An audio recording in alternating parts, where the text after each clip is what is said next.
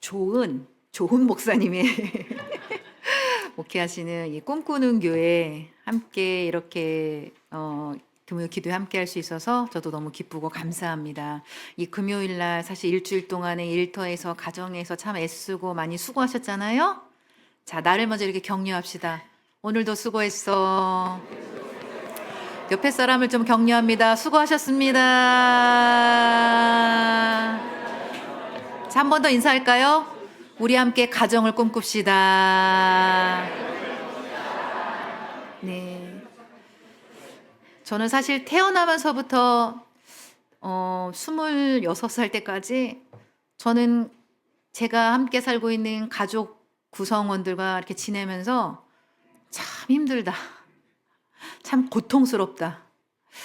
언제쯤 이 가정에서 나는 도망갈 수 있을까?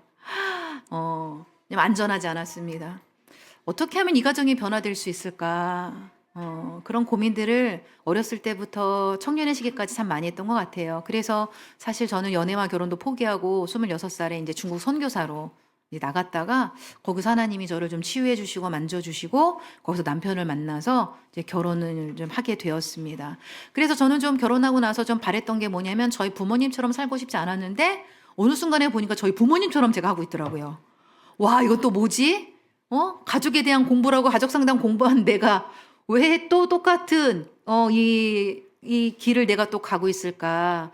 이제 그러다가 이제 가족 치료를 좀 공부하게 되면서 이게 어떤 누군가의 문제가 아니라 가정의 상호작용 패턴 때문에 우리 가족들이 이렇게 고통스럽고 힘들고 어렵구나라는 것들을 좀 알게 되었습니다. 그래서 그 패턴을 좀 바꾸고 나니까 저랑 남편이랑 좀 괜찮고요. 우리 애들도 좀 저를 좀 편하게 여기더라고요. 예전에는 좀 제가 무서운 엄마였는데 어느 순간인가 우리 아이들이 와서 저한테 쫑알쫑알 지가 하고 싶은 얘기들을 좀 다 하더라고요. 뭐가 달라졌을까? 패턴이 달라졌구나. 그래서 그 패턴을 바꾸는 방법을 여러분과 함께 나눠보겠습니다. 예, PPT 좀 보여주시고요. 네. 이 남자와 27년째 함께 살고 있습니다. 제가 참 새로운 거 바꾸는 거 되게 좋아하는데요. 참 남편 하나 안 바꾸고 살아가고 있습니다. 왜냐하면 남편이 살아갈수록 좀 저에게 안정감을 주어요. 그래서 지금 이제 부부관계 좀 힘들고 어려운 분들 계시잖아요. 오늘 좀 강의를 듣고 나서 여러분이 조금만 노력하시고 조금만 좀 변화를 가지시면 여러분의 남은 그 여생이 힘들지 않을 거라고 저 그런 말씀을 드립니다. 그래서 25살, 23살 이렇게 네 가족이 함께 이렇게 살아가고 있습니다. 자, 오늘 나눌 주제는 안전한 관계로 가족의 상호작용 패턴을 바꾸라는 주제인데요. 왜 부부가 갈등하나 이렇게 연구를 하다 보니까 서로에 대한 그 다름, 기대, 목표, 욕구가 다름으로 인하여서 그 불일치됨으로 해서 갈등이 생길 수 있고요. 서로가 오해, 잘 이해하지 못함으로 인한 그 오해로 인해서 갈등도 생기고요. 가장 많은 갈등의 원인이 뭔가 봤더니요. 원가족. 그러니까 여러분이 결혼하기 전에 살았던 그 가족들과 해결하지 못했던 그 미해결 과제로 인하여서 현재 부부가 심하게 갈등하고 있더라라는 것들을 좀 연구하게 되었습니다. 자, 그래서 지금 우리 부부가 어렵고 힘든 이유는 내가 원가족에서 끝내지 못한 숙제가 있어서 우리 부부관계가 이렇게 어렵고 그러므로 말미암아 나와 자녀들과의 관계까지 이렇게 좀 어려울 수 있구나라는 것들을 여러분이 좀 이해하시면 좋을 것 같습니다. 우리가요 원가족의 패턴으로 저렇게 갈등을 다룹니다. 저 사진이요 사실 쫓아가는 여자는 저였어요. 저는 남편을 늘 추격했어요. 일로 와, 막 나랑 얘기해, 막 앉아, 막 이러면서 남편을 추격하면 남편은 저를 피해서 나 좀 냅둬 그러면서 저를 이제 피해서 도망가는. 그래서 도망자와 추격자의 이런 패턴으로 한 10년간을 살았던 것 같아요. 근데 저는 저희 부부만 그런 줄 알았거든요. 근데 제가 이제 상담을 하면서 많은 부부들을 보니까 대부분 저러고 계시더라고요. 누군가 한 사람은 도망가고 누군가 한 사람은 추격하고. 근데 저 패턴이 어디서부터 왔냐 봤더니 어렸을 때 나를 양육했던 양육자와의 애착 관계에서 안정형 애착을 경험하지 못한 사람, 특히 불안형 애착으로 자란 사람, 관계에서 불안을 겪은 사람은요 계속 배우자한테 매달립니다. 일로 와, 나랑 함께 있어, 저처럼 매달리고요. 또 이 그 양육자의 관계에서 어떤 따뜻한 상호작용, 친밀감을 경험하지 못한 사람은요, 관계에 대해서 누군가 다가오면 힘들어요. 숨 막혀요. 그래서 도망가는 거예요. 회피자. 그래서 불안형 애착과 회피형 애착이 만나서 연애 때는 괜찮았어요. 그래도 우리가 만나고 헤어져서 각자 집으로 갔으니까. 근데 결혼하고 나면 어때요? 갈 데가 없어요.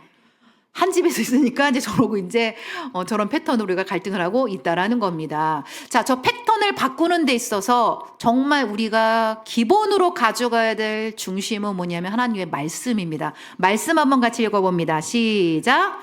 그리스도를 경외하는 마음으로 서로 예의 바르고 공손히 대하십시오.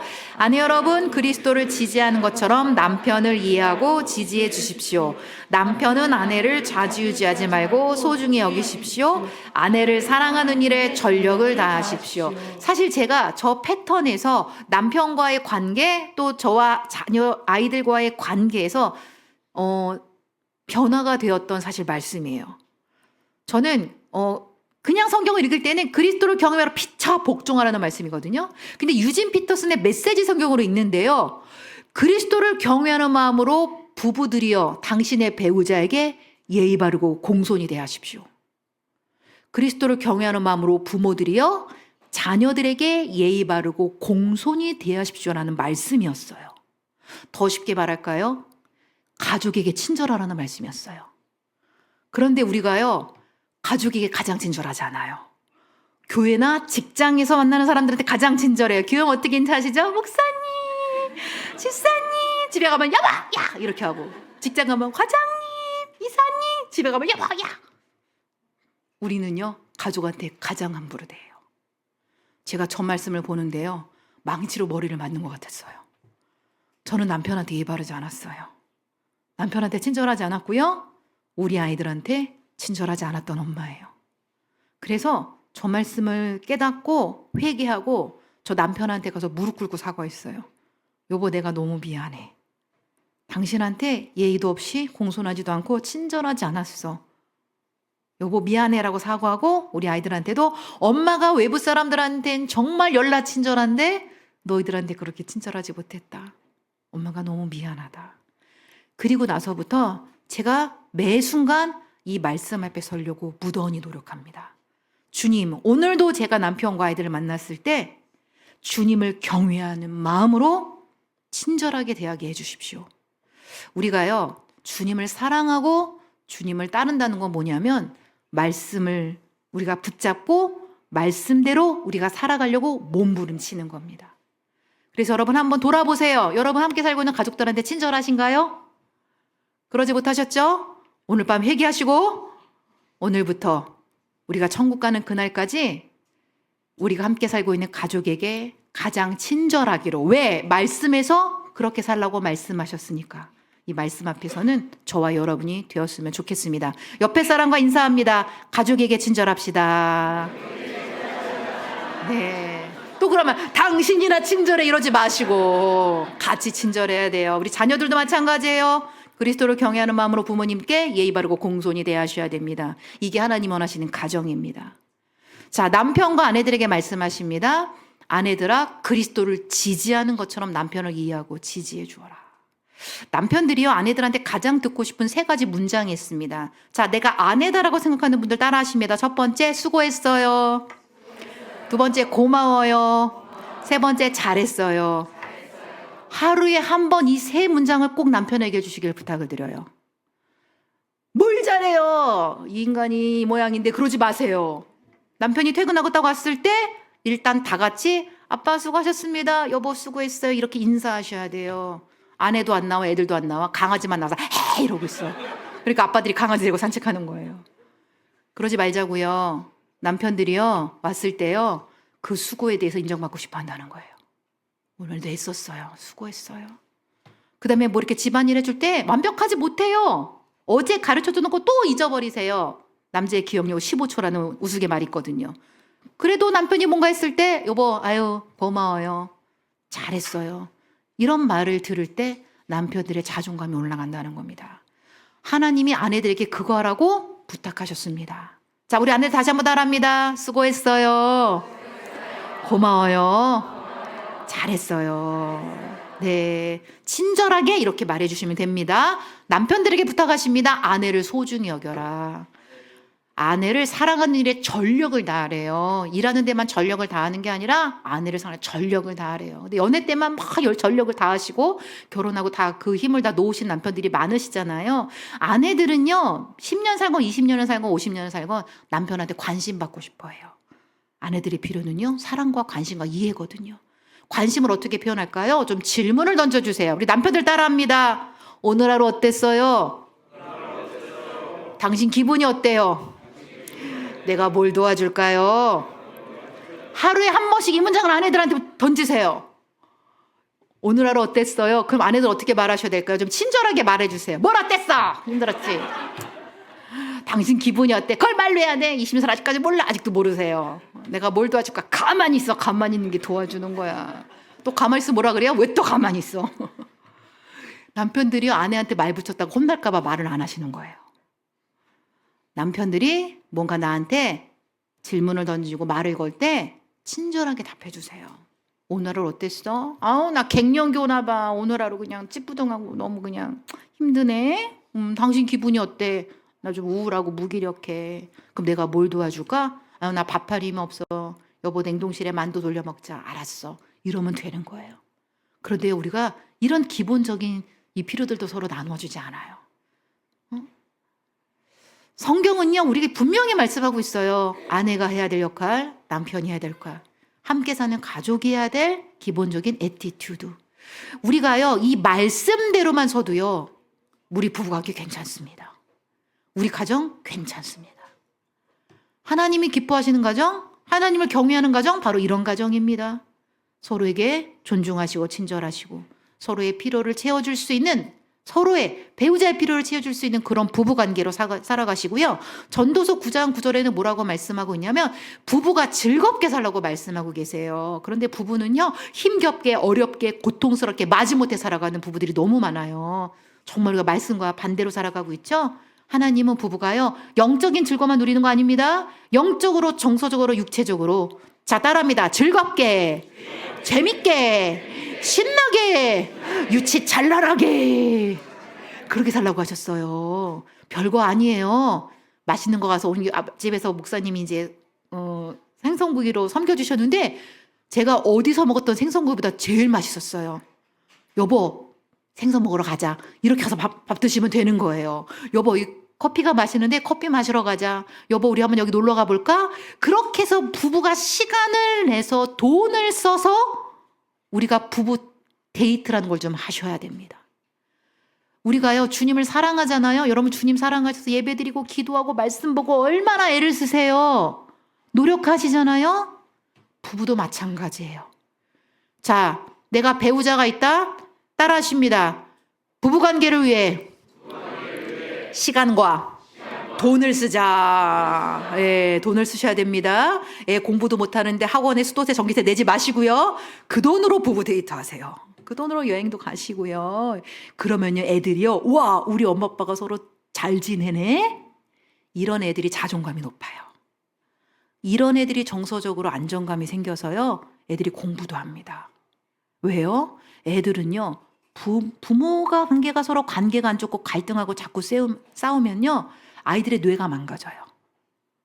정서가 불안하면서 몰입하기가 되게 어려워요. 그래서 여러분의 자녀들이 좀 건강하게 잘 지내기를 원한다면 부부관계를 먼저 세우시기를 부탁을 드립니다. 가정의 우선은 부부입니다. 부부가 우선이 되셔야 되고요. 그 다음에 자녀입니다. 자, 배우자가 없이 나는 혼자예요. 여러분 혼자를 즐겁고 재밌고 신나게 여러분의 삶을 살아가시라고 부탁을 드립니다. 여기 좀 연세 드신 우리 부모님들 계시는데요. 지금까지 자녀들을 잘 독립시켜서 결혼시키셨다면 앞으로 부모님 자신을 위해서 시간과 돈을 쓰시길 부탁을 드립니다. 자녀들 김치에다 주지 마세요. 반찬에다 주지 마세요.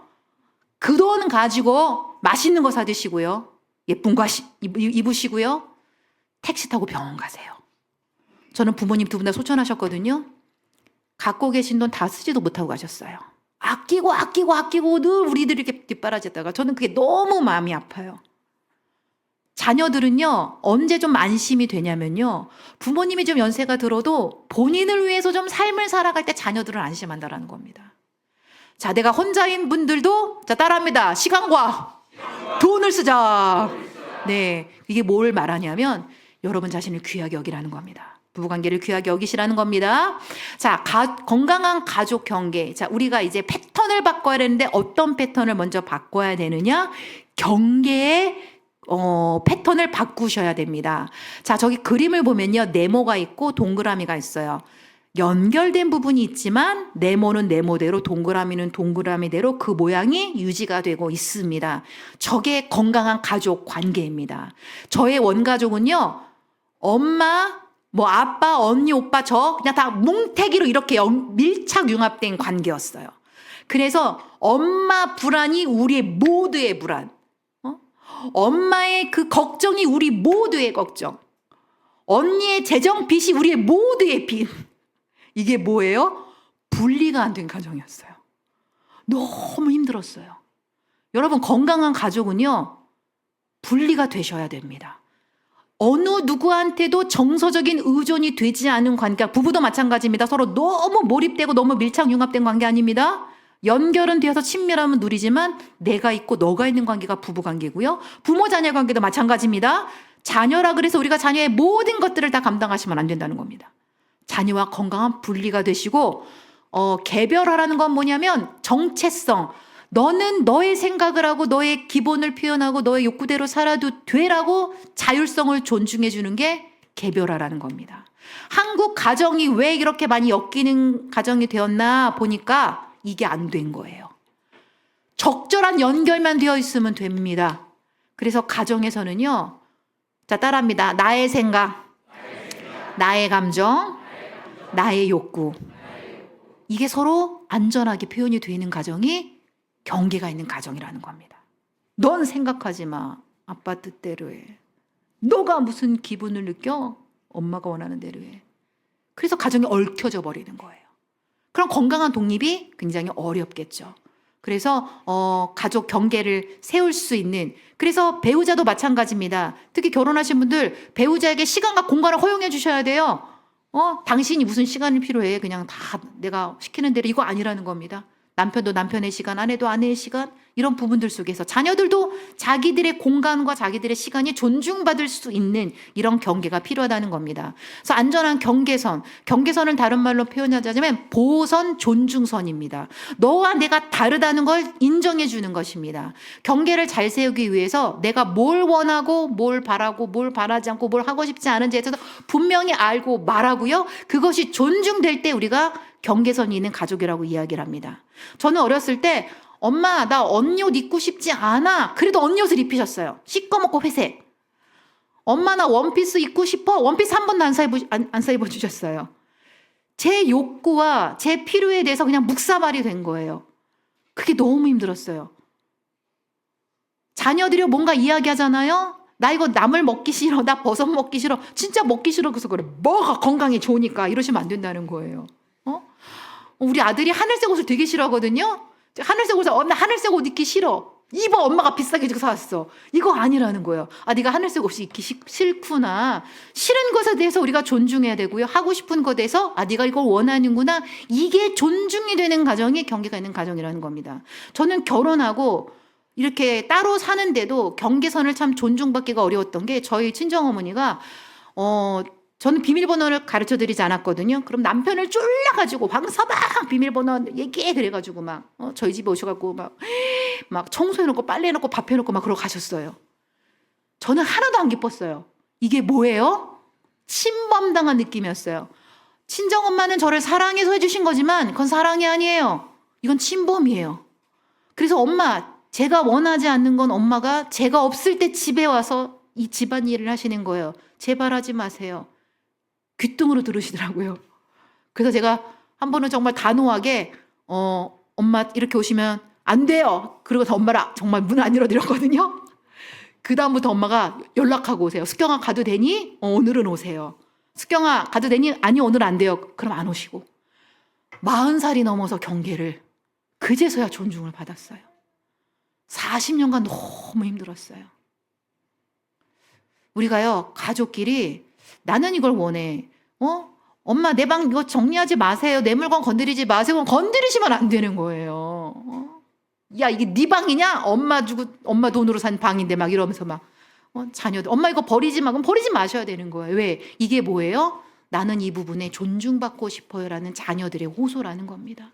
우리 부모님도 마찬가지예요. 내가 원하는 걸 말씀하셔야 돼요. 엄마 이번 생일에는 엄마 한 20만 원 용돈 받고 싶다 이렇게 말씀하셔야 돼요. 됐다 아무것도 필요 없다 그러시면 안 되는 거예요. 경계는요 내가 원하는 걸 말씀하셔야 돼요. 그래서 저는 어버이날하고 생일날 우리 아이들한테 정확하게 요청합니다. 자 이번에는 엄마 액세서리 사줘. 이번에는 엄마 이 스카프 사줘. 이번에도 어버이날 스카프 받았습니다. 경계라는 게 뭐냐면요. 내가 뭘 원하고 원하지 않는 것에 대해서 분명하게 말할 수 있는 거예요. 조금 더 나가면요. 노라고 말할 수 있는 힘을 키워줄 수 있으셔야 됩니다. 자, 옆에 사람하고 연습해 볼까요? 안 돼요. 못해요. 싫어요. 네. 제가 참 딜레마였던 게요. 제가 우리 엄마한테 경계를 막 그렇게 그었잖아요. 그런데 제가 그게 그대로 저한테 막 이렇게 대물림이 돼가지고 우리 남편의 경계를 제가 존중하고 있지 않더라고요. 남편이 출장을 가는 제가 짐을 싸고 있어요. 막. 우리 남편이 나도 내 출장이야 싸지 마 그런데도 제가 막 싸고 있어요. 첫째 날, 둘째 날, 셋째 날 막 이러면서. 또 어느 날 우리 남편이 여보 당신 거 아니야 하지 마. 그때 정신 차렸어요. 와 보고 배운 대로 여전히 내가 이 짓을 하고 있구나. 그 다음부터 우리 남편 출장 갈 때 웬만하면 건드리지 않아요.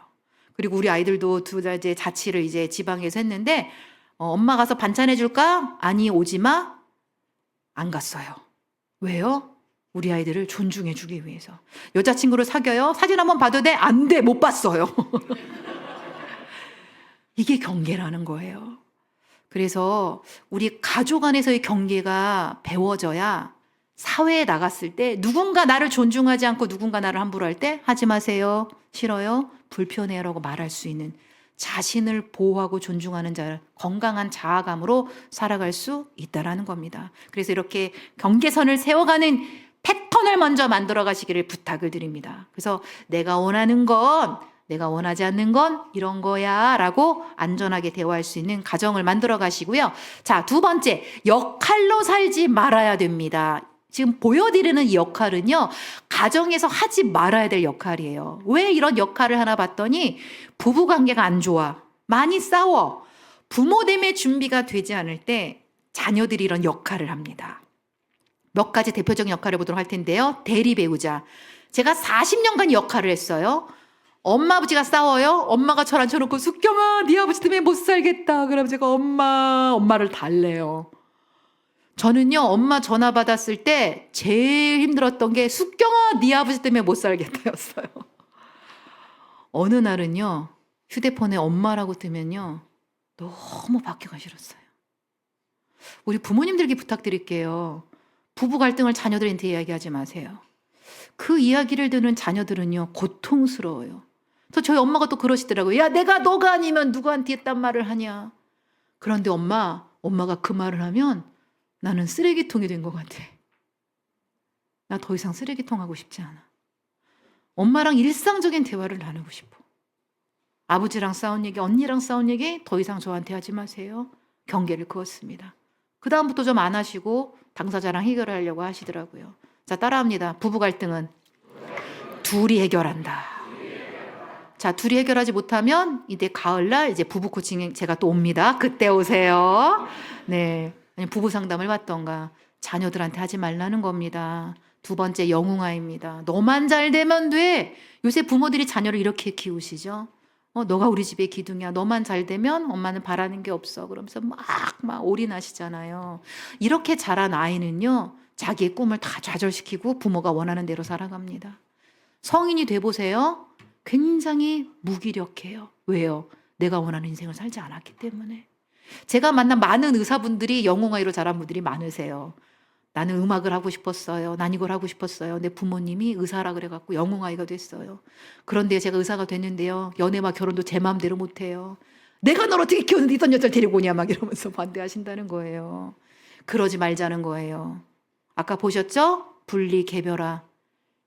자녀는 자녀답게 살도록 내어주셔야 됩니다. 자녀가 가정의 영웅으로 되지 않도록 하시고요. 세 번째, 가족을 돌보는 사람이에요. 제가 최근에 상담했던 정말 안타까운 청년들이 사실 이런 상담을 굉장히 많이 해요. 부모님 중에 두 분이 아프시거나 안 계시거나 동생들 중에 자기가 돌보지 않으면 안 되는 동생들이 있다 보니까 자기 인생을 못 사는 거예요. 아픈 부모님, 어려운 동생. 그러니까 청년이 저한테 그러더라고요. 소장님, 원래 인생이 이런 거예요. 저는 결혼도 포기했어요. 제가 이렇게 살아야 될까요? 너무 우울하고 너무 슬픈 이야기를 하더라고요. 뭐 하고 있어요? 가족을 돌보는 사람 역할을 하고 있어요. 그러니까 그 아버지가 자꾸 이 딸한테 뭐라고 하면 네가 돌봐야지, 네가 돌봐야지 이런 말씀을 계속 하고 계신 거예요. 장녀니까. 그런데 여러분, 자녀들은요, 자기 인생을 살아가도록 주셔야지 누군가 또 형제자매를 돌보면서 살도록 여러분 그렇게 말씀하지 마시기를 부탁을 드려요. 특히 장남과 장녀. 놀러 갈 때 네 동생 데려가라 이딴 거 하지 마세요. 내가 부모예요. 장남과 장녀가 부모가 아닙니다. 그리고요, 저는 부모님들께도 노후를 잘 준비하세요. 자녀들한테 얹혀갈 생각하지 마세요. 저는 우리 아이들한테 이미 다 유언을 했어요. 재산 안 준다. 결혼은 니네가 알아서 한다.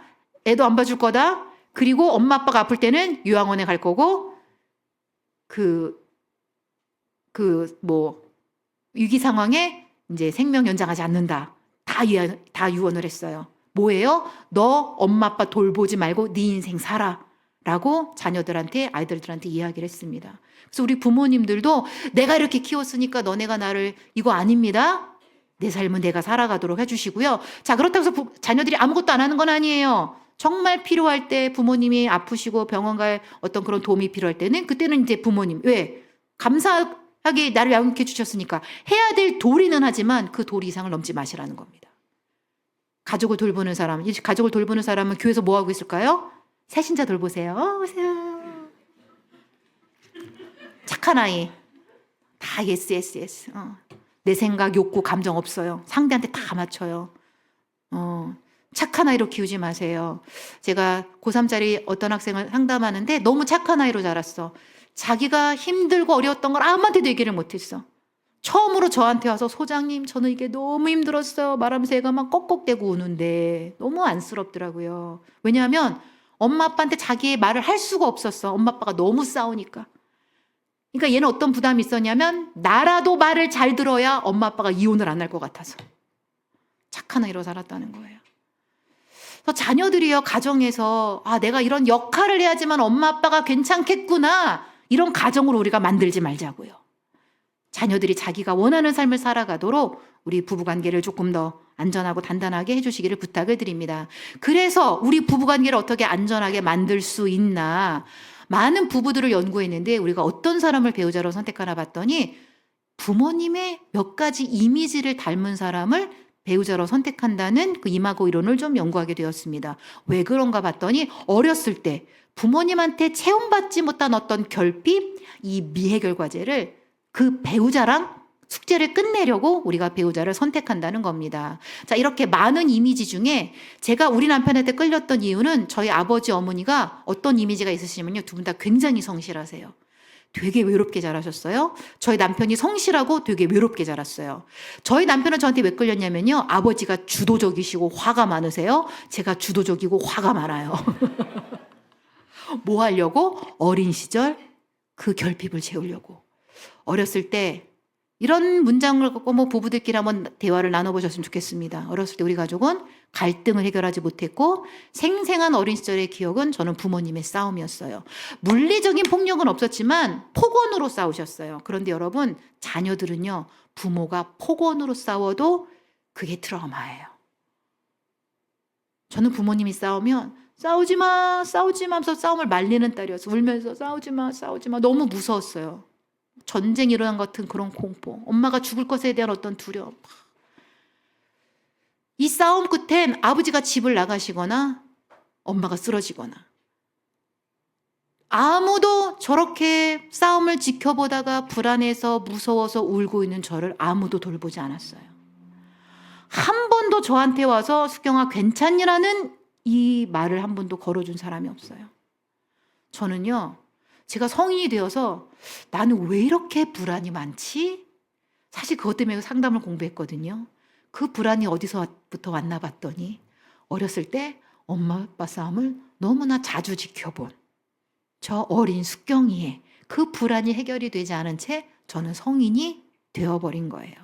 엄마 아빠랑 찍은 사진을 봤는데요. 저는 기억이 나요. 엄마 아빠랑 같이 있으면 또 언제 싸울까? 와, 안전하다. 와, 편안하다가 아니에요. 불안하다, 긴장된다. 언제 싸울지 모르니까 애가 웃고 있지도 않는 거예요. 제가 그래서 결혼을 해서 우리 남편한테 바랬던 게 뭔가 봤더니 좀 불안한 나를 조금 다독거려 주기를 바랬는데 우리 남편은 회피형 애착으로 자랐거든요. 제가 조금만 이상 증세를 보이면 저 불안하면 좀 화를 내요. 막 화를 내면은 이 여자가 이상하다? 그러면 도망을 가세요. 그러면 저는 남편을 향해서 일로 와! 나랑 함께 있어! 막 이러면 남편이 더 도망을 가셨어요. 그래서 내가 남편한테 추격했던 이유가 남편한테 원했던 것이 내 옆에 있어주는 거였는데 그게 채워지지 않으니까 내가 남편을 계속 추격했던 거구나 라는 것들이 좀 이해가 되고 나서 카페에 가서 부부들이요. 심각한 얘기, 정말 중요한 얘기는 집에서 하지 마세요. 갈등 있는 얘기는 집에서 하지 마세요. 자, 따라합니다. 카페로 간다. 카페 가서 얘기했어요. 여보, 내가 어렸을 때 엄마 아빠 싸움을 자주 지켜봤어. 그런데 그 싸움을 지켜보고 불안해서 울고 있는 나를 엄마 아빠 아무도 나를 돌보지 않았어. 나는 그때 엄마 아빠한테 원했던 게 아유, 숙경아, 많이 무서웠지? 괜찮아. 이렇게 한번 나를 안아주는 걸 난 너무 원했어. 내가 당신한테 언제 화를 내고 공격하나 봤더니 내가 불안한데 당신이 나를 방치하고 나를 피해서 도망갈 때 내가 당신을 공격하고 당신을 추격하는 것 같아. 여보, 힘들겠지만 내가 혹시 불안해서 혼자 이렇게 화를 내면 내 옆에 와줄 수 있겠어? 혹시 가능하다면 날 좀 꼭 안아주면 좋겠어. 나는 엄마가 좀 나를 안아주기를 바랬거든. 정확하게 요청했어요.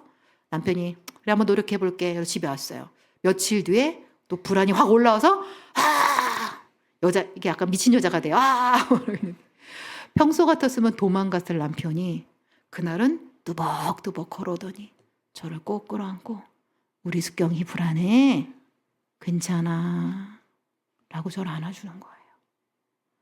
그런데 제가 그 남편 품 안에서 7살 때 엄마 아빠 싸움을 지켜보다가 불안해서 울고 있는 제가 만나시는 거예요. 그 품에서 꺽꺽대고 울었어요. 너무 따뜻했어요. 너무 안전했어요.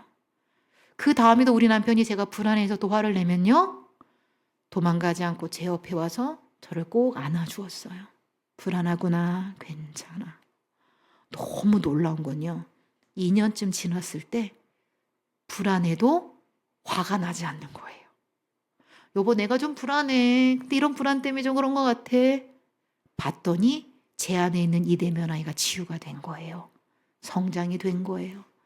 많은 부부들을 상담하고 코칭하면서 왜 부부들이 이렇게 싸우고 힘겨루고 갈등하나 봤더니 어린 시절에 부모님으로부터 체험받지 못했던 결핍과 미해결 과제를 서로 그 숙제를 해달라고 그렇게 힘겨루고 갈등하고 있다는 것을 알게 되었습니다. 그래서 이런 주제를 갖고 한번 나눠보실 수 있으면 좋겠습니다. 어린 시절 나를 양육했던 양육자에게 내가 진짜 원하고 필요했던 것이 무엇인가. 어떤 분은 두 분이 너무 바쁘셔서 난 늘 혼자였어. 함께 하기를 원했는데 그래서 여보, 내가 당신한테 원하는 건 나와 함께 시간을 보내주는 거야. 어떤 분은 너무 무섭게 혼났어. 난 칭찬받고 싶었는데 그래서 당신한테 원하는 건 날 좀 칭찬해 달라는 거야. 어떤 분은 너무 통제받았어. 자유가 필요했는데 그래서 당신한테 원하는 건 날 좀 자유롭게 해달라는 거야. 우리가요, 어린 시절 배우자의 그 결핍, 그 숙제를 기꺼이 해줄 때 기가 막힌 건 부부의 상호작용 패턴이 달라진다는 겁니다. 왜 우리가 이런 숙제를 해야 될까요? 하나님이 부부를 서로 돕는 배필로 살라고 부르셨어요. 돕는 배필, 에제르 케네그도 의미가 무엇이냐면 동등한 존재로서 당신 앞에서 당신의 그 어려움과 약함을 내가 기꺼이 도와주겠습니다. 이게 돕는 배필입니다. 부부끼리 이런 마인드를 가지셔야 돼요. 여보, 어렸을 때 부모님한테 그거 받지 못했구나. 내가 기꺼이 해줄게. 이게 돕는 배필이라는 거예요. 제가 남편한테 물었어요. 여보, 내가 그렇게 미친 여자처럼 막 화내고 있을 때 와서 안아주는 게 쉽지 않았을 텐데 어떻게 가능했어? 40살의 김숙경은 되게 힘들어.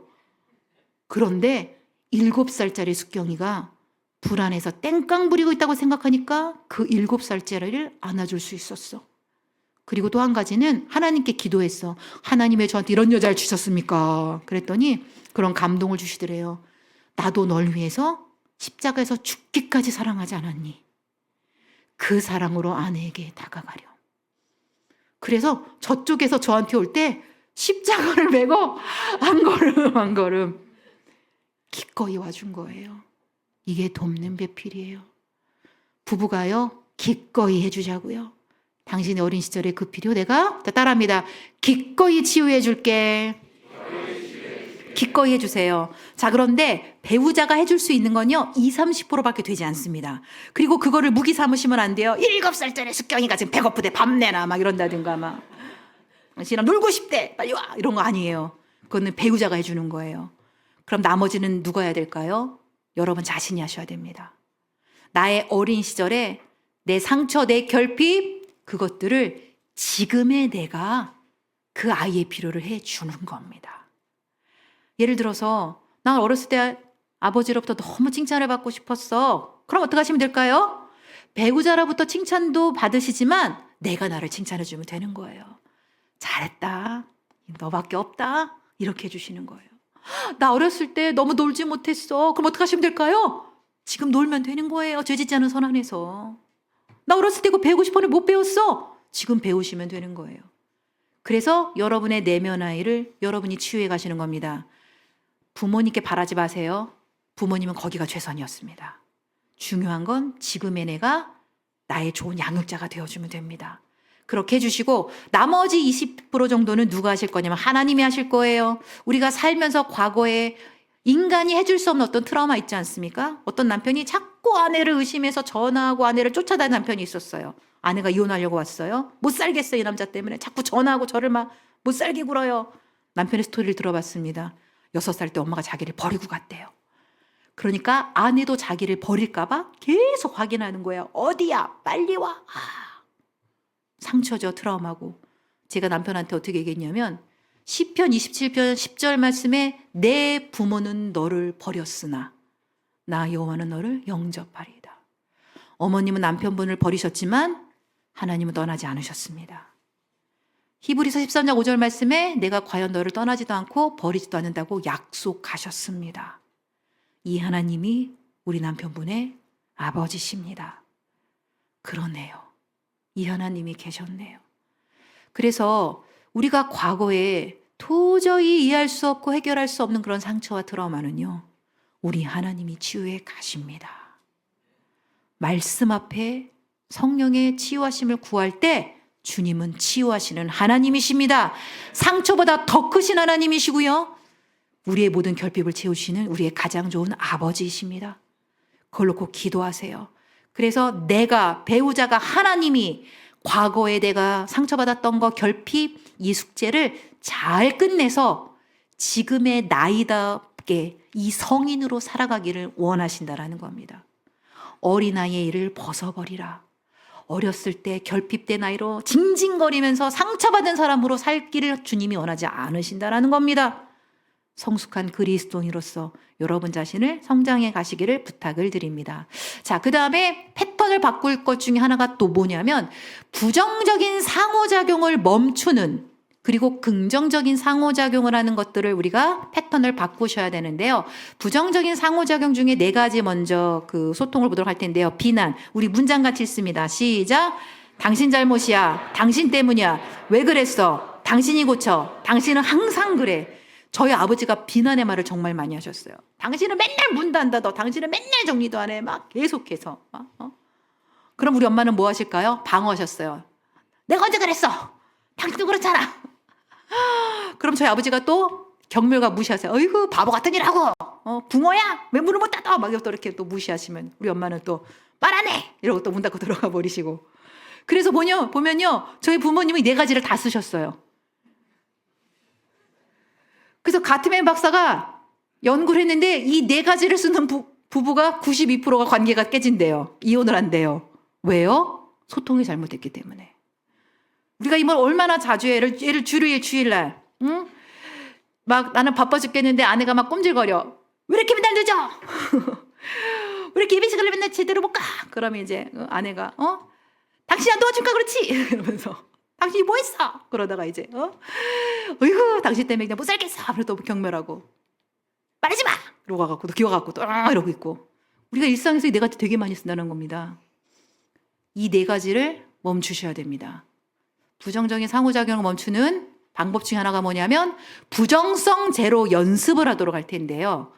어이구 저 인간 생각, 내가 배우자를 생각하면서 자녀를 생각하면서 부정적인 생각, 부정적인 말, 부정적인 행동을 멈추는 연습을 하는데요. 자, 이것을 스톱이라는 것들을 외치면서 연습을 하도록 할 텐데, 내가 예를 들어서 어이구 이 인간 또 예배 시간 또 늦겠네 정말 게을러가지고 또 막 부정적인 생각을 할 때는 어떻게 스톱을 외치시냐면 한 손으로 한쪽 손등을 세게 때리면서 스톱을 외치실 겁니다. 자, 지금 한번 배우자나 자녀들의 마음에 들지 않는 부정적인 생각을 한번 해보세요. 하셨어요? 자, 스톱을 외치면서 손등을 한번 세게 한번 때려봅니다. 시작! 스톱! 어떠세요? 그 생각이 가고 있나요? 아파요. 열로 집중되고 있어요. 뭐예요? 생각을 끊어버리는 거예요. 애를 향해서도 얘는 또 맨날 게임하고 앉아서 진짜 게임 중독이 되려고 그래. 스톱! 멈추시는 거예요. 부정적인 생각은요, 부정적인 감정, 부정적인 행동으로 갑니다. 생각을 멈추셔야 됩니다.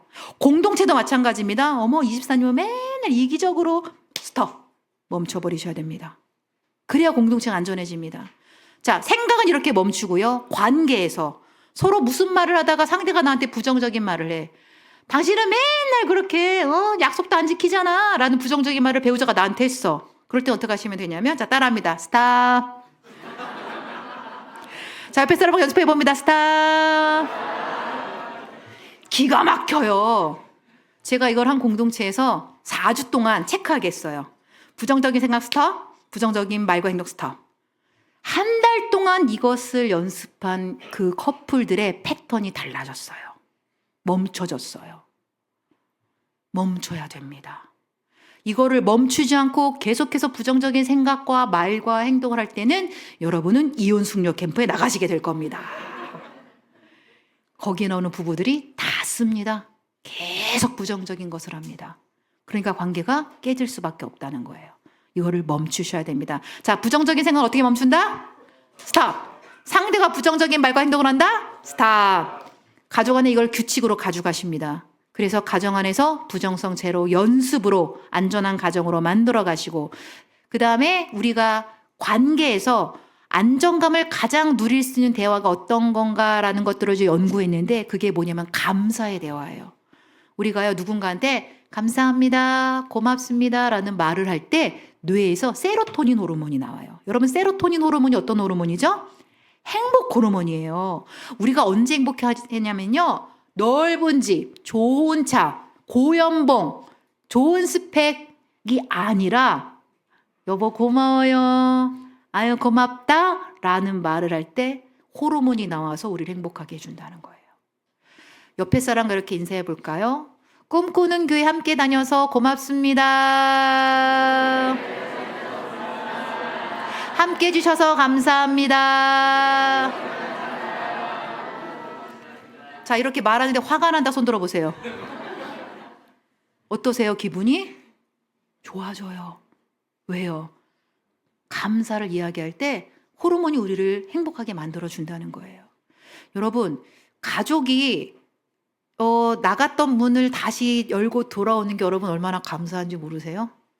특히 우리 청소년 자녀를 둔 부모님들, 자녀가 기어 들어온 걸 감사하셔야 돼요. 왜 이렇게 늦게 왔어? 뭐 왔어? 이러지 마시고 아이고 무사히 와줘서 고맙다. 그래야 기어 들어와요. 너 숙제했어? 학원 다녔어? 잔소리하면 애들이 이 집이 싫어요. 밖으로 도는 거예요. 왔을 때 환대해 주세요. 와서 아유 무사히 와줬고 고맙다. 그리고 함께 있는 가족들 향해서 엄마가 무슨 음식을 했을 때 야 엄마는 맨날 우리가 무슨 손 줄 알아? 맨날 풀만 줘 이러지 마시고 야 엄마가 그래서 애써서 밥 해줬다 엄마한테 감사하다고 얘기하자. 엄마 감사해요 고마워요. 분위기가 달라지는 거예요. 가정에서 부정성 제로 연습 감사를 나누십니다. 감사, 고맙습니다. 안전하게 소통하는 이제 몇 가지 팁을 드리도록 할 텐데요. 우리가요, 교회나 일터에서 누군가 얘기할 때는 정말 집중해서 들어요. 특히 여러분 여기 순모임이라 그러나요? 다락방 모임 하죠? 누군가 나눌 때 어떻게 들으세요? 어머, 어머, 어머, 이렇게 가족 얘기를 들어주셔야 돼요. 근데 막 남편이 아유 됐어 막 이렇게 이렇다는 거지 막 잘라버려, 막 추측하고 판단해버리고 끝까지 안 들어. 그리고 하는 말만 되풀이해요. 빨리 일어나, 빨리 밥 먹어, 빨리 가, 또 왔어, 빨리 씻어, 빨리 밥 먹어, 빨리 자, 막 계속 빨리빨리만 하래. 오늘 하루 무슨 일 있었니? 힘든 건 없었어? 당신은 어땠어? 이런 걸 묻지 않아요. 질문을 좀 던져주세요. 그리고 들어주세요. 어떤 고민이 있니? 어떤 힘듦이 있니? 어떤 감사가 있니? 자, 따라합니다. 끝까지 듣자. 끝까지 듣고 난 다음에 어떤 감정을 얘기했을 때 그 감정을 읽어주는 게 공감이에요. 여러분, 하나님 이렇게 많은 감정을 주셨어요. 제가 그 고난주간에 큐티를 하다가 예수님이 겟세마네 동산에 올라가시는데 수제자 3명에게 어떤 감정을 표현하셨냐면 내가 심히 고민돼요. 고민된다는 걸 표현하셨어요. 마음이 힘든 걸 표현하셨다는 거예요. 이건 뭐예요? 주님도 감정에 대해서 표현하신 것들이 건강하다는 거예요. 우리가요, 가족끼리 이런 얘기를 나눌 수 있어야 돼요. 여보, 나는 요새 아이 때문에 너무 걱정돼. 그럴 때 배우자가 어떻게 하셔야 될까요? 아유, 얘 때문에 이게 걱정되는구나. 그래 여보, 그럴 수 있어. 이러셔야 되는데 그러니까 잘하지. 집에서 뭐 하고 있어? 막 이런다든가. 막 그러면 더 이상 말하기가 싫어지겠죠. 갱년기가 와서 나 되게 막 조금 우울하고 조금 많이 무기력하네. 병원 가 막 이러고 막 약 먹어 막 이러시고 그게 아니라 많이 우울하고 많이 무기력하구나. 그럴 수 있어. 이게 공감이라는 거예요. 나는 아이가 12시가 넘어서 들어오지 않을 때 불안해요. 나는 당신이 내 의견을 받아들여주지 않을 때 나는 힘들어요. 이렇게 말하는 게 건강한 소통이라는 겁니다. 근데 우리는 이렇게 대화하지 않는다는 거예요. 특별히 우리가 배워야 될 대화 중에 말하기 중에 뭐가 있냐면 부정적으로 말하지 않고 긍정적으로 말하는 연습을 하셔야 되는데요. 자, 왼쪽은요 부정적으로 말하는 거고 오른쪽은 긍정적으로 말하는 겁니다. 당신은 나한테 관심도 없잖아. 이건 부정적인 말하기입니다. 자, 오른쪽 문장 읽습니다. 시작. 나는 관심 받고 싶고 당신과 더 가까워지고 싶어요. 이렇게 말할 때 배우자가 화를 낼까요? 당신하고 가까워지고 싶어? 뭐 하고 싶어? 이렇게 묻겠죠. 두 번째, 말 좀 해. 이게 아니라 오른쪽에 있습니다. 시작. 나는 당신 생각이 궁금해요. 말을 주면 좋겠어요. 아내들이 남편에게 좀 남편들이 말해주길 되게 바래요. 말 좀 해. 그 남편들 할 말이 없어요. 그래서 말 좀 해가 아니라 당신이 무슨 생각을 하고 있는지 궁금해. 그 이야기를 난 좀 듣고 싶어라고 존중으로 우리가 요청하셔야 된다는 겁니다. 남편들이 그래요. 할 말이 없어. 맨날 똑같은 일상인데 뭐. 그런데 아내들은 그 똑같은 일상을 듣길 원한다는 거예요. 소통이 너무 안 된 부부가 저한테 왔는데요. 아내는 남편하고 너무 대화를 하고 싶어요. 근데 남편이 입을 꾹 다물고 있어요. 그래서 남편한테 이야기를 좀 해보세요. 했더니 너무 힘들어서 말할 수가 없어요.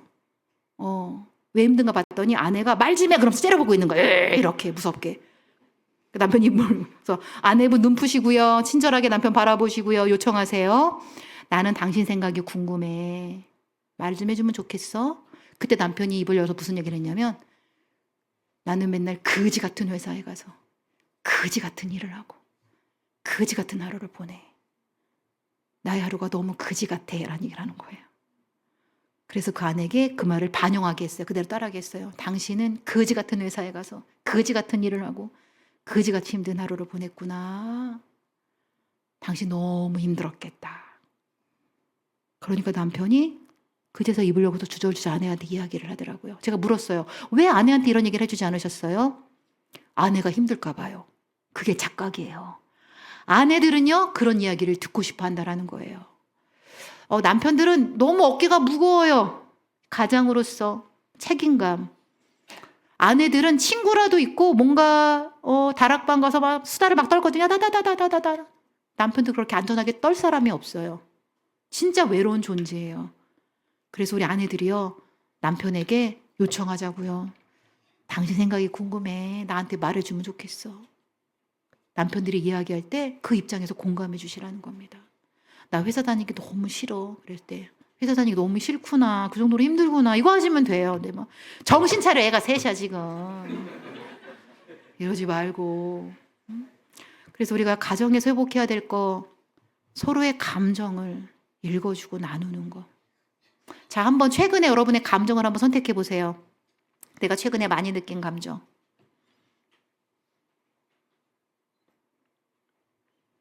여러분 아이들이 없을 것 같죠? 제가 이렇게 가족 코칭을 하는데요. 그 목회자 가정이었어요. 부목사님 가정이었는데 물론 이민교회여서 아이가 누구한테도 말하지 못했던 걸 감정을 거기다 쓰는 거예요. 억울하다. 그래서 물었어요. 너는 뭐가 그렇게 억울하니? 이제 한국인이다 보니까 영어를 잘 못하니까 아이들이 자기를 무시하고 왕따시키고 그게 너무 억울하다는 얘기를 처음 한 거예요. 근데 목사님과 사모님이 그때 처음 알게 된 거예요. 네가 학교에서 왕따를 당하고 있었구나. 엄마 아빠는 몰랐어. 왜 몰랐을까요? 아이가 안전하지 않은 거예요. 아이들한테는요, 이런 이야기를 사실 나눌 안전한 부모가 필요하다는 겁니다. 그래서 일주일에 한 번 정도는 이 감정 캡처해갖고 이렇게 붙여놓으셔서 어떤 기분을 많이 느꼈어? 그 감정을 서로 그랬구나, 그럴 수 있어라고 공감해주는 우리 가정의 문화를 만들어 가자고요. 자, 여러분 감정 하나씩 찾으셨어요? 그럼 이렇게 한번 표현해 봅니다. 내가 불안해, 내가 걱정돼 하면서 내가 그 감정을 뒤에 한번 넣어서 한번 이렇게 표현해보는 연습 한번 해보겠습니다. 자, 시작. 내가. 옆에 사람하고 연습해 볼까요? 내가 이래요. 시작.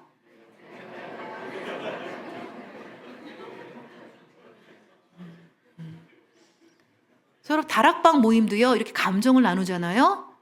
풍성해져요. 사람들은요, 사실 내 마음을 누군가 공감해주고 이해해줄 때 살아갈 힘을 얻어요.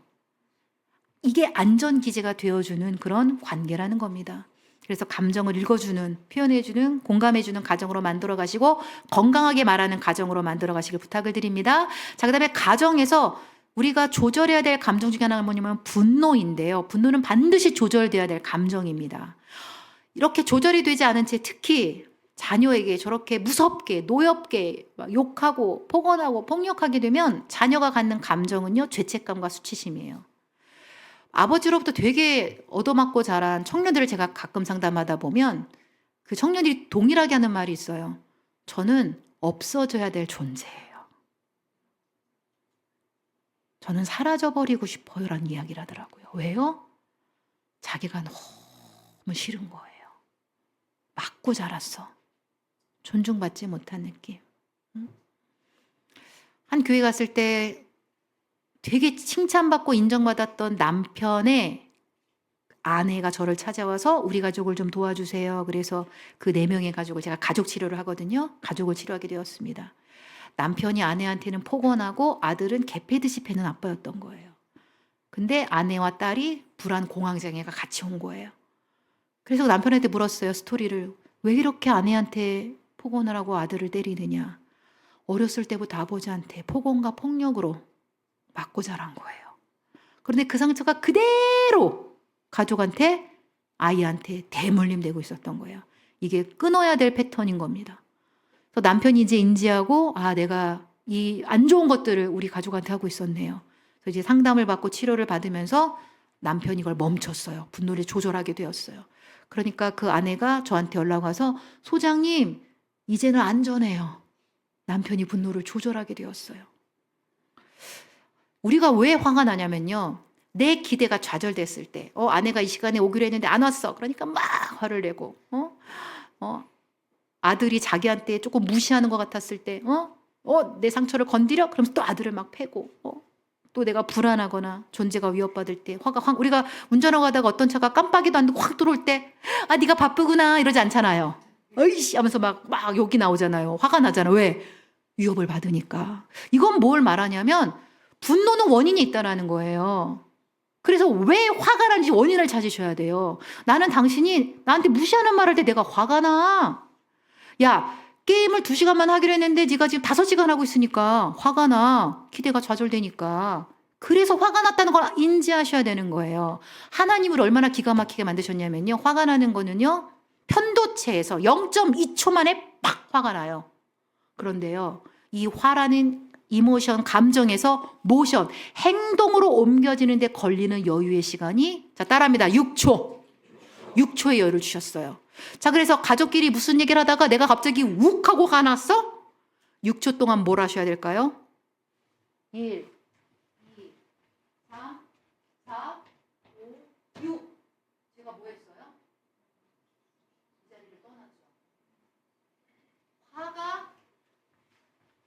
화가 났을 때는 그 자리에 계시면 안 됩니다. 화가 났을 때는, 자, 따라합니다. 그 자리를 떠나라. 몇 초 동안? 6초 동안. 거실에서 얘기하다가 화가 났어? 안방으로 들어가세요. 안방에서 들어가서 화가 났어? 거실로 나오세요. 6초 동안 그 사람 가족으로부터 나는 분리가 되셔야 됩니다. 그 다음에 떠나오고 난 다음에 뭘 하셔야 되냐면 호흡하실 겁니다. 자, 코로 4초 들이마시고 7초 내쉽니다. 다 같이 연습합니다. 시작. 내쉽니다.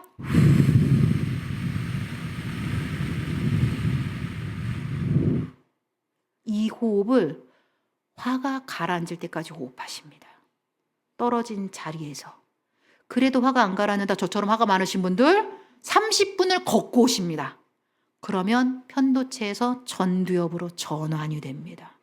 확실하게 조절이 됩니다. 그리고 난 다음에 들어오셔서, 자, 따라합니다. 화는 말로 낸다. 옆에 사람하고 연습합니다. 내가 화가 났어. 내가 화가 나. 딱 이 정도의 톤으로 내시면 됩니다. 내가 이래서 화가 났어. 내 요구가 거절당할 때 내가 화가 났어. 게임을 5시간 하니까 엄마는 화가 난다. 분명하게 말로 내셔야 됩니다. 폭언과 폭력은 범죄입니다. 성경에서도 분을 내되 죄를 짓지 말고. 혹시 내가 분노가 조절이 되지 않아서 가족에게 폭언과 폭력하신 분들 계시다면 오늘 가셔서 사과하세요. 사과해야 됩니다. 치유가 될 수 있도록 사과하시기를 부탁을 드립니다. 그 다음에 우리가 어떤 패턴으로 가져가야 되냐면 우리 가정을 안전한 가정으로 되기 위해서 존재를 귀하게 여기는 가정을 만들어 가십시오. 하나님은 우리를 사랑하시는데 어떻게 사랑하시냐면 존재로 사랑하세요. 더 쉽게 말할까요? 숨만 쉬어도 사랑하세요. 저는 선교지에 있다가 36살에 중증 근무력증을 앓고 이렇게 한국으로 오게 되었어요. 1년 동안 제가 했던 일이 뭐냐면 소파에 누워서 숨 쉬는 일밖에 할 수 없었어요. 근육의 힘을 잃는 병이거든요. 그때 저는 와, 하나님이 나를 버리시겠다, 떠나시겠다. 왜? 할 수 있는 게 아무것도 없으니까. 그런데 로마서 5장 8절 말씀을 통해서 죄인 되었을 때 사랑하신 하나님은 내가 아무것도 못하고 숨만 쉬고 있는 그 상황에도 여전히 사랑하신다는 거. 존재로 사랑하신다는 걸 경험하게 되었어요. 음성을 들려주신 건 아니에요. 근데 그런 감동을 주셨어요. 숨만 쉬어도 돼. 너무 행복했어요. 와, 존재로 사랑하시는구나. 그 다음부터 제가 달라진 게 뭐냐면 남편을 존재로 사랑하게 되었어요. 남편은 저랑 기질이랑 성격이 정말 정반대거든요. 너무나 놀라울 정도로. 옛날에는 막 이렇게 열정도 없고 이렇게 야망도 없고 막 그런 남편을 제가 좀 많이 구박했는데 제가 존재로 사랑을 받으니까 열정도 없고 야망도 없는 우리 남편이 괜찮은 거예요. 그럴 수 있어요, 여보. 우리 둘째를 보면서 학교 다니기 싫어, 막 아무것도 하기 싫어, 그럼 막 우울감을 표현할 때 민준아, 아무것도 안 해도 돼. 엄마 옆에서 숨만 쉬어. 숨만 쉬어도 되는 존재야. 뭘 배웠냐면 존재로 사랑하는 거. 하나님 날 그렇게 사랑하셨다는 걸 경험하게 되었습니다. 자, 이 문장 같이 읽습니다. 시작.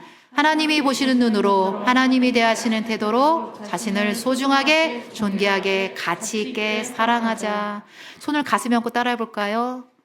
하나님은 나를 존재로 사랑하신다. 그냥 사랑하신다. 숨만 쉬어도 사랑하신다. 옆에 사람 축복합니다. 숨만 쉬어도 사랑하십니다. 그럼 또 오해하시는 분이 계세요. 나 정말 숨만 쉰다. 아무것도 안 한다. 나 막 코인 투자한다. 그건 아니에요. 맥스 루키드 목사님 이런 말씀을 하셨어요. 하나님은 있는 그대로 사랑하시지만 있는 그대로 두시지는 않아요. 존재로 사랑하는 거라는 거지 막 그냥 아무것도 안 한 채 막 죄 짓고 살라는 건 아니라는 겁니다. 자녀들에게 주시는 말씀이 있습니다. 자녀들아, 부모가 자녀들에게 이른 대로 하십시오. 이것은 아주 옳은 일입니다. 자녀들은 부모의 말을 잘 들어야 됩니다.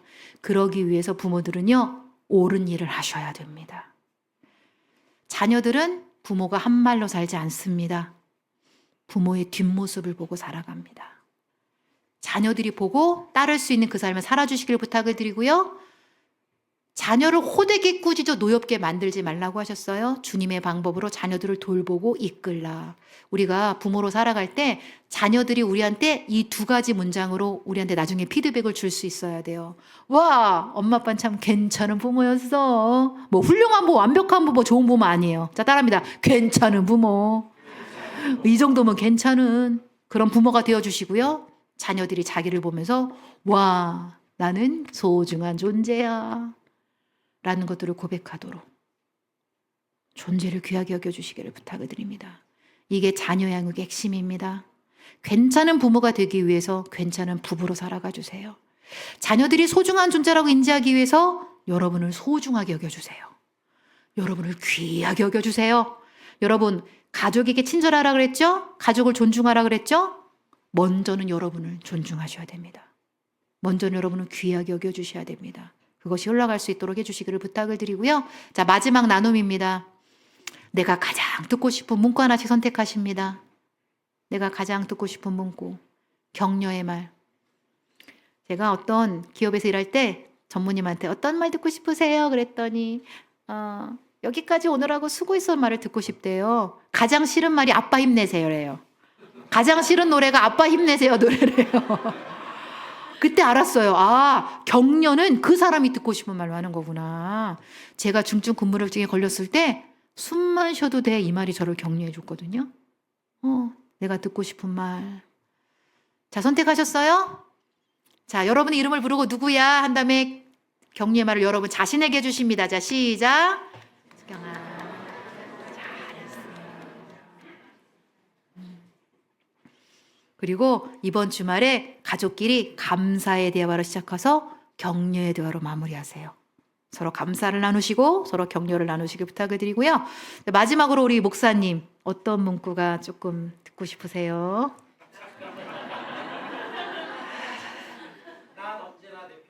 자, 이렇게 합니다. 목사님, 우리는 언제나 목사님 편입니다. 자, 시작. 목사님, 우리는 언제나 목사님 편입니다. 네. 그래서 가족끼리도 이렇게 격려하시고 여러 다락방에서도 그렇게 서로 격려하시고 격려가 우리를 숨쉬게 하고 격려가 우리를 살게 합니다. 그래서 이 사람이 기질과 성격을 바꾸는 게 아니라 자, 따라합니다. 패턴을 바꾸자. 네, 안전한 관계로 패턴을 바꾸는 가정으로 여러분의 가정을 다시 한번 하나님이 기뻐하시는 하나님을 경외함으로 예의 바르고 공손히 대하는 가정이 될 수 있도록 꿈꾸며 기도하는 이 밤이 되셨으면 좋겠습니다.